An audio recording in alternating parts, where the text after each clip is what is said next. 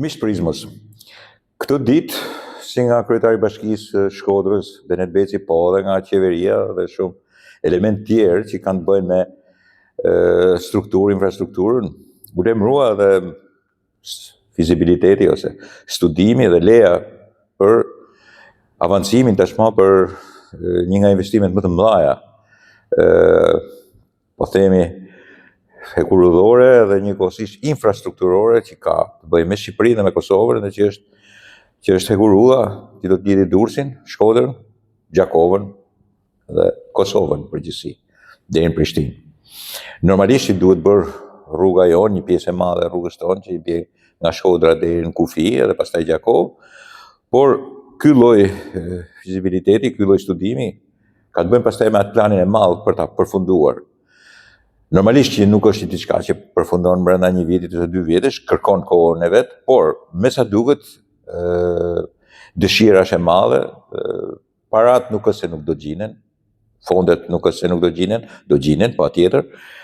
Pastaj se si avancohet përpara dhe se si kjo është në vullnetin e madh, jo vetëm të dy shteteve tonë, por edhe njëkohësisht të Evropës, cila është pjesë me donacionet ose edhe me uhat që jep për ta mbaruar këtë vepër fantastike të jashtëzakonshme që duhet i kaloj 1 miliard e sa, 750 milion deri 1 miliard e sa euro. Pse është e rëndësishme këtë nuk kemi nevojë ta sqarojmë, pse është sqaruar 1000 herë. Pse është ajme mirë, as këtë nuk kemi nevojë që ta sqarojmë. Po kush është e rëndësishme?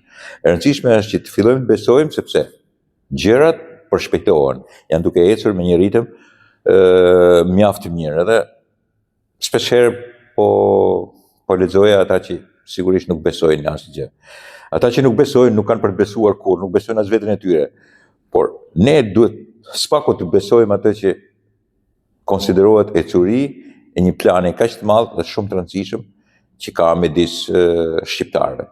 Kjo është gjëja më e madhe dhe më e leverdishme edhe për ta përmendur, dhe për ta elaboruar, për ta thënë, për ta shumëfishuar. Dakord, miqtë e mi? Tjetër që desha të trajtoj është aleanca e madhe që ka bërë Sali Berisha me disa element të rëndësishëm që e quajnë veten edhe djathtë. Dhe sigurisht kjo djathtë është shumë e rëndësishme në Shqipëri. Është një djathtë si e Kujtim Gjuzit, një djathtë si e Sazan Gurit dhe një djathtë si e ish kryetarit Partisë Pensionistave dhe ish deputetit të Shkodrës, i cili normalisht pasaj përbën edhe kulmin e mendimit të djathtë, principeve të djathta dhe normalisht pastaj edhe të asaj që konsiderohet konservatorizëm i jashtëzakonshëm i mrekullueshëm i Shqipërisë sonë. Normalisht që Partia Pensionistave dhe këtij individit, cilët kanë edhe numër të madh votuesët, do ta bëjnë sipas me më të fuqishme në përgjithësi edhe aleancën e opozitës në Shqipëri.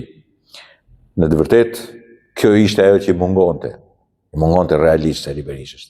Tash e ka dhe duhet të jetë i lumtur me siguri, sikurmos mas primareve të cilat kanë mbetur të gjithë demokratët të lumtur, me anë të një marrëzie e cila nuk zgjidhi asgjë, absolutisht po i futi edhe në grindje me njëri tjetrin, dhe që në fund nuk zgjidhi jo vetëm asgjë, po të kuptuan gjithë që s'kan gjë në dorë fare, asnjëri, se kur nditet, sepse në dorë i ka vetëm Sali Berisha. Përpara pra me këtë aleancë të madhe, e cila patjetër që do të përballet në mënyrë dinjitoze me datën 11 maj. Mish Prizmos, sigurisht që bota është febrile, tash presidenti Trump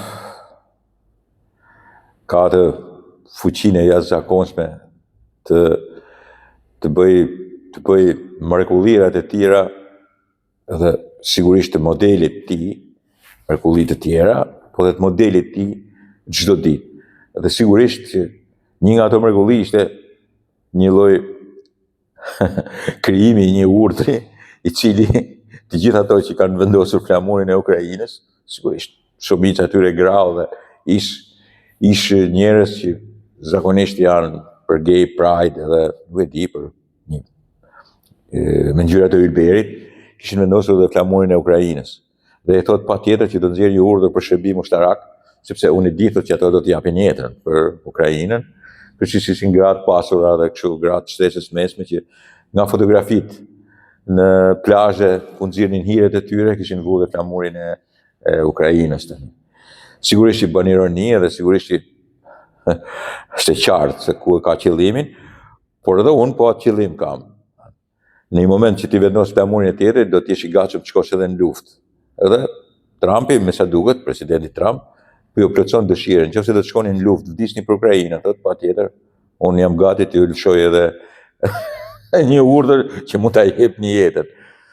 Sigurisht, jo vetëm që ka drejt, po ka drejt që të tallet shumë, sepse njerëz tillë që bëjnë për luftën, duke qenë njerëzit që e njohin luftën edhe nuk dinë ç'a do të thotë luftë, nuk dinë ç'a do të thotë vdekje, të merre lufte, shkatërrime, vdekje foshnjash, vdekje nënash me fëmijë, e kanë kollaj që të vendosin flamurin e Ukrainës. Kurse qëllimi kryesor është të ndalet lufta. Kushdo që e ka atë qëllim, ka qëllimin më të mirë në botë. Lufta duhet ndalur, dhe lufta sigurisht që nuk ndalet nga ato që vendosin flamurin, por me ata që sigurisht që dinë bëjnë edhe luftë, dinë edhe të bëjnë marrëveshje për të ndarur luftën. Këtë desha të them. Një element tjetër është kur thot për Evropën, në mënyrë të qartë dhe jo propagandistike, nuk ja japin leksione aq shumë thot evropianët, sepse ata kanë shpenzuar shumë herë më tepër për t'i blerë gaz dhe naftë Rusisë se sa për armatime. Ashtu si kundër i tha dhe Zelenskit, i cili kishte shkuar me agendë demokrate, agendën Biden për të thënë përpara publikut amerikan, për ta prekur, dhe njëkohësisht për të ulur presidentin e Amerikës në presidentin e kush ishte aty. Me një agendë demokratësh, e cila provokon në sigurisht politikat e presidentit Trump, ai donte, jo thjesht provokonte, po të imponoi. Dhe ndërkohë u pa puna në zorën jashtë. Por dhe kjo që thotë tash presidenti Trump që ju keni pasuruar Rusinë, ju ka mbrojtur Amerika, keni shpenzuar për të paguar naftë e gaz dhe keni shpenzuar shumë pak për armatime, për të armatosur dhe për të mbrojtur vetë, është një e drejtë e thënë qartë, pastër, pavarësisht se në Evropë kanë zakon të jumetet hadri, janë hadrabeca të mëdhej, nga që janë edhe trima shumë të mëdhej, me që fusin edhe veten luftë në njëri tjetrin, gjithmonë e kanë futur dhe gjithmonë ka ardhur Amerika që ti mbroj pastaj ose ti mbyllë luftën, se për ndryshe ata kishin Bashkimin Sovjetik deri në Portogali, ju e marrin mend, se kush ishte lufta e dytë botërore. Dhe ajo që ka më tepër rëndësi është që urdhri tjetër i presidentit Trump, me që Zelenski do t'i jepte leksione demokracie dhe sigurisht do vite me agendë të Bidenit në takim me presidentin Trump, i ishte që tashmë ndihma dhe arka e madhe e shpenzimit të dollarëve nga Ukraina është mbyllur. Tash ndihma më nuk ka. Tash duhet shohin se si do ta zgjidhin problemin edhe paqes, edhe të luftës, edhe të mbrojtjes, po pa amerikanët. Bile duhet binen mirë edhe evropianët, që ato 120.000, 130.000 ushtarë amerikanë që mbrojnë Evropën, nesër edhe mund të rriqen, edhe të shohin se si mund ta mbrojnë. Dhe marrëzirat e von der Leyen edhe të gjithë tjerëve aty që do bëjmë ne mbrojtjen tonë, do bëjmë këtë, dhe që sigurisht do hasin pastaj me gjithë farë mosmajtjes fjalësh edhe kontradiktash që hyjnë me njëri tjetrin, sigurisht do të jetë edhe e ardhmja e bisedimeve dhe ardhmja e mrekullisë evropiane që bëjnë vetëm fjalë, po pa dalë njëherë në konkluzion ose pa marrë njëherë një vendim të dur, të sinqert dhe të qartë. Gjithmonë me hile, gjithmonë me cinizëm dhe gjithmonë me një egocentrizëm secili për vete, duke mos marrë një qëndrim i cili të bëjë që Evropa të ketë peshën e saj reale. Me burokracinë edhe eurokratat e Brukselit edhe me njerëzit që shpalosin flamujt e Gay Pride, nuk shkohet në luftë, nuk është shkuar kur në luftë edhe nuk mund përballesh luftë. Luftën e kanë bërë burrat, herojt, patriotët, kanë dhënë jetën për atë dheun, dhe pastaj kanë bërë dhe paqen. Sigurisht që kanë bërë dhe paqen. Kanë vendosur dhe kushtet e paqes, edhe normalisht kanë bërë atë që bëjnë patriotët gjithmonë, kanë mbyllur luftën. Ata që nuk duan ta mbyllin luftën dhe që bëjnë muhabete, shpenzimesh, miliardash për të vazhduar luftën, sigurisht jo vetëm që nuk janë patriot, po janë njerëzit të cilët duan të vendosin botën në një moment zjarri, në një moment pa sigurie, në një moment të çmendur financiar o ekonomik, dhe që sigurisht i bëjnë keq tregjeve, i bëjnë keq lirisë, demokracisë njerëzve dhe krijimit të një pasigurie që gjithmonë pastaj duhet administruar prej tyre në përfitim pikërisht prej tyre. Këtë desha t'ju them, miqtë e mi. Dakord?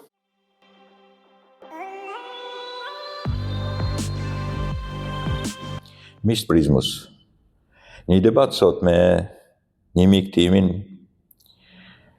nuk është se u acarova, por në vërtet u vendosa përballë një dileme, duhet që t'i përgjigjem ashpër një batute të tillë si kjo që po ju përmend ju. Ai tha, koha e sotme është shumë më e keqe se diktatura. Në një moment desha të mos bëj zë. Në një moment desha t'i jap një gjysmë të drejtë, duke i thënë që me të vërtet njerëzit duke pasur një sistem lirie dhe sistem gjysmë demokratik, mase vuajnë më tepër sepse janë koshient për atë që ndodh. Në diktaturë zorse ke sistem referimi, ose dhe kur e ke të vështirë ta bësh. Mirë, por në moment më kujtua vetja ime, më kujtuan shumë si puna ime, më kujtuan mira që humbën në atë regjim, në atë diktaturë, në atë flisir regjimi, që humbën çdo lloj të drejte, humbën lirinë e tyre, humbën pronën e tyre, humbën çdo gjë. Jetuan në sigurinë e plot të pasigurisë maksimale. Jetuan në sigurinë e mbylljes gojës dhe punës të gjetur në çdo moment. Jetuan në sigurinë e varfërisë absolute, nganjëherë ekstreme. Jetuan në sigurinë e mungesës së fjalës, mungesës së veshjeve, mungesës së konceptit më të vogël të së thënës. Jetuan në lirinë më të madhe të një burgu të përgjithshëm, ku mund silleshin anë mban pa hedhur syt 1 kilometër më andej. Jetuan me sigurinë e plumbit shpinës nëse ta kalonin kufirin. Jetuan me sigurinë dhe me begatinë që jepte Toloni, i mishit, i djathit, i sheqerit, i vajit. Jetuan me sigurinë e mos provimit të limonit dhe portokallit që shkonin në Austri dhe në botë, të privacioneve më të mëdha të mundshme në punë, të veshjes keqe, të modës pa lejuar, të gënjeshtrës kudo dhe të ajnis kudo. Dhe ditët e fundit jetuam në sigurinë e vjedhjes së çdo lloj elementi nëpër magazina, nëpër ndërmarrje, të mashtrimit të gënjeshtrës për realizime dhe për koncepte të një socializmi i cili sa më tepër dështonte, aq më tepër shitte mend. Të mungesës së ushqimit, të mungesës vezëve, të mungesës pulave, të mungesës mishit, të privacioneve nga më të mëdhajat, vetëm e vetëm për një klik qebanikësh, imoralësh dhe amoralësh, gangsterës politik, të cilët kishin marrë përsipër që ta drejtonin këtë popull dhe ta udhëhiqnin drejt një socializmi dhe komunizmi përndimtar. As kërkush nuk duhet guxoj të krahasoj këtë kohë, sado e keqe qoftë, me një kriminalitet të asaj kohe. Ku shkoje për një fjalë goje në burg, ku detyroheshe të merre diçka ndërmarrje sepse nuk e kishe as në dyqan për ta blerë. Ku të mungonte vajguri, ku të mungonte qumshti. Ku rrije në radhë 2 orë për të marrë një shishe qumësh me ujë brenda.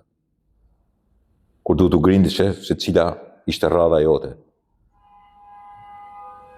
Ishte një kriminalitet i cili i mësoi të raportojnë, të bëhen spion të njëri tjetrit. Brenda për brenda familjes, ku kishte mbi 25.000 familje që jetonin në një apartament me një banjo. Sepse do ndërtonin bunker, do mbroheshin. Ku u bë çdo gjë hekur, armatim, dhe që nuk kishte mundësi të blije një bicikletë, që do merrja autorizim për një televizion, edhe atë do të shikoje vetëm Tiranën, që duhet bëje kanaçe për të parë një stacion tjetër si Rai, për shembull, ose nuk e di, Podgoricën, Beogradin. Ku du të merre autorizim për të pasur një frigorifer, edhe ai një marke. Obodina, ju kujtohet? Ku thoshin po prodhojmë ato buza dhe nuk bënin kur gjatë tjetër, por montonin shkretët e shumë me motorët e Skotave. Ku shkonin aksione, shtunën mirë në punë, po të dilin nxirin në reakcion. Sigurisht, duhet përmend, kishim edhe arsim, kishim edhe shnetësi. Normalisht, po. Po varfëria ishte e tejskajshme. E sidomos vitet e fundit, çdo shkollë ishte degraduar, s'kishte xham. Të vitet e fundit edhe shnetësia ishte jashtëzakonisht keq. Ku kishte mira njerëz që punonin bujqësi e merrin 30 lekë, 35 lekë për ditë pune. Fshatari, bujku i asaj kohe, antari i kooperativës i asaj kohe. Ku mësuesët degdisesin, shkonin me qindra kilometra larg, i humbnin fshatrat. E shumë element tjerë të cilat e çvetnonin njeriu. Ku nuk lejohesh prona private në asgjë, vetëm një biçikletë kishte tënde. Te që kur ta vjedhin, ishte njësoj si të vjedhin shtëpinë. Se dhe atëherë vjedhesh. Sigurisht, jo si sot, po sot nuk të vjedh kërkush me biçikletë. Veshja e keqe, e shëmtuar. Nuk ishte shampo, s'kishte sapun, vetëm atë 15 lekëshin e famshëm, zi. Nuk shtina e epshin sot, se sapuni maronte. Ishte një katastrofe jashtëzakonshme, ideologjike, morale, të kolektive që të vete përpara. Mblidheshin të gjithë për të sharë, sepse kështu donte sekretari i rinisë ose i partisë. E ti bëhesha objekt sulmi. Ku biografia luante një rol të jashtëzakonshëm, të dënonin babën politikisht dhe ti ishe i sulmuar. Izolohesh nga shoqëria. Nuk ishe i zotit dilgje në rrugë. Dhe duan ta krahasojnë këtë kohë, që minimumi, kur bëjnë shqiptarët me njëri tjetrin kështu, largohen. Je i lirë tikësh. Dhe vazhdojnë të ankohen, jo qeveria, jo kështu. Shqiptari ka ikur gjithmonë nga vetja. Se gjithmonë ka ngritur regjime dhe i ka interpretuar gjithë regjimet më keq se gjithë popujt e tjerë për qarkëti. Absolutisht më keq se gjithë popujt e tjerë. Edhe atë farë komunizmit idiot, kriminal, që ndërtoi e kishte më të keqin në Evropë. Absolutisht më të keqin në Evropë, sepse kështu ishte shoqëria. Por ju lutem, mos më krahasoni kohën e sotme me atë para viteve 90. Absolutisht ka kriminalë sotëm që janë ndoshta më keq se sa ata, por nuk kanë mundësi të bëjnë më tepër. E kemi pasur. I kemi shembujt, kemi shembujt e 97-s, kemi shembujt e 14 shtatorit, 98, kemi Gërdecin, kemi 21 janarin, kemi gjithë farë shembuj që janë vrarë edhe njerëz. E megjithëse ka ndodhur këtë, nuk është kur kohë kaq kriminale sa ka qenë ajo. Absolutisht jo. Absolutisht jo. Ne kemi jetuar në atë kohë, kemi jetuar edhe këtë kohë. Po nuk do të shkojmë deri në pikën që themi që ajo kohë është më e mirë se sa kjo. Duhet të jesh i luajtur mend, i çmendur, që të krahasosh atë kohë me këtë. Sado e mrapsht, sado në diluzion, në një ku diun shprehje jashtëzakonshme e një keqardhje të jashtëzakonshme, por që nuk mund të krahasohet kurrë. Është një brez I cili duhet I thotë këto fjalë, siç po I them. Përndryshe, brezi që vjen nuk di se në çfarë kohë kemi jetuar dhe çfarë kohë kemi përballuar ne. Dakord, miqtë e mi?